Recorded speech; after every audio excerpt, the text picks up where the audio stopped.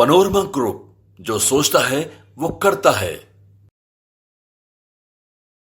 नमस्कार, भारत लाइव देख रहे हैं आप। लालू प्रसाद यादव और तेजस्वी यादव को ईडी का समन है, यानी कि लैंड फॉर जॉब स्कैम मामला जो है उनके ऊपर चल रहा है। और इस मामले में कोर्ट में कई बार तेजस्वी यादव को पेशी के लिए बुलाया गया, लेकिन तेजस्वी यादव पेशी के लिए नहीं गए।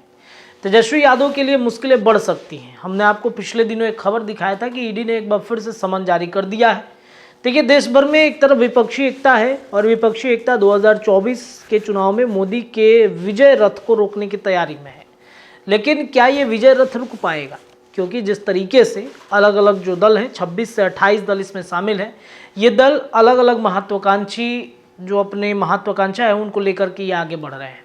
ऐसे में जहां तेजस्वी यादव की पार्टी A to Z की पार्टी है, वो कहते हैं कि हमारा सर्वधर्म का, चूंकि उनके ऊपर आरोप लगता रहा है MY समीकरण का, यानी कि मुस्लिम और यादव वोट बैंक उनके कब्जे में रहता है। यानी कि बिहार में चुनाव कभी भी हो, मुस्लिम और यादव लालू प्रसाद यादव को छोड़ के कहीं नहीं जाते हैं। A to Z की पार्टी बाद में तेजस्वी यादव को बनाना पड़ा जब 2020 के विधानसभा के चुनाव में तेजस्वी यादव को ऐसा लगा कि अगर A to Z यानी सबको लेकर हम नहीं चलेंगे तो कुछ वोट की वजह से हम शायद बिहार का मुख्यमंत्री नहीं बन पाएंगे। देखिए, उन्होंने कोशिश बहुत अच्छी की, पहल बहुत अच्छी शुरुआत की उन्होंने 2020 के चुनाव में। जैसा कि कल ही हमने आपको एक गेम बड़ा करके खबर करके दिखाया था अपने संपादक नमन मिश्रा सर के साथ में। उसमें हमने कुछ ऐसे विधानसभा सीटों के बारे में चर्चा की थी जहां पर मुस्लिम की संख्या ज़्यादा थी और वहां पर यादवों ने राजद के लोगों को वोट न दे करके भारतीय जनता पार्टी के लोगों को वोट दे दिया। एक आंकड़ा है, उस आंकड़े के आधार पर हम आपको बता रहे हैं। ये मत सोचिएगा कि मनगढ़ंत बातें कह रहे हैं, वो आंकड़े के हिसाब से कह रहे हैं और जिस वजह से वहां पर आरजेडी की हार हुई थी और इसी वजह से तेजस्वी यादव मुख्यमंत्री बनते बनते रह गए थे। 2020 में तेजस्वी यादव मुख्यमंत्री बन जाते, लेकिन जो जातीय समीकरण का जाल था उसमें तेजस्वी यादव फंस चुके थे और भारतीय जनता पार्टी ने उसका अच्छे से मौके का फायदा उठाया। A to Z की पार्टी तेजस्वी यादव कहते रहे। सनातन पर हमले की भी चर्चा इंडिया गठबंधन में खूब हुई। सनातन पर हमले उनके राजद के विधायक तो करते ही थे, लेकिन इंडिया गठबंधन में कुछ ऐसे दल थे जो सनातन पर खूब हमले उन्होंने किए हैं। तेजस्वी यादव के परम मित्र कह सकते हैं स्टालिन, जिनसे तेजस्वी यादव की मित्रता कैमरे पे दिखती है और तेजस्वी यादव स्टालिन के जन्मदिन पर पहुंचते हैं। वहां पर जो भी कार्यक्रम होता है स्टालिन तेजस्वी यादव को मतलब अच्छे से बुलाते हैं। एक संबंध जो होता है दोस्ती का, उस दोस्ती के संबंध के साथ उनको बुलाते हैं। तेजस्वी यादव जाते भी हैं, दोस्ती का निभाते भी हैं।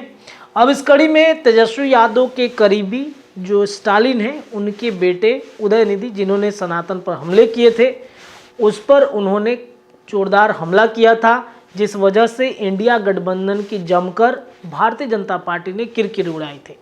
इस वजह से अब देखिए, स्टालिन को पटना हाई कोर्ट की तरफ से एक समन भेजा गया है सनातन पर हमले करने को लेकर के, जिस वजह से उनकी मुश्किलें बढ़ सकती हैं।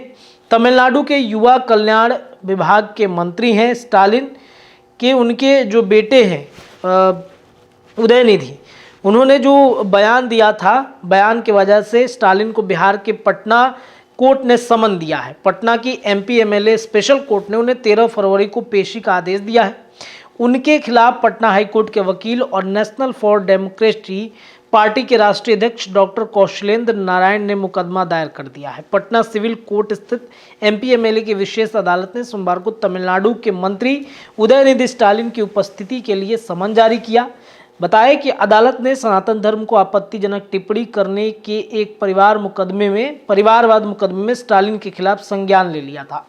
तमिलनाडु के एक शहर के सभा में दौरान स्टालिन पर सनातन धर्म को लेकर आपत्तिजनक टिप्पणी करने का आरोप है।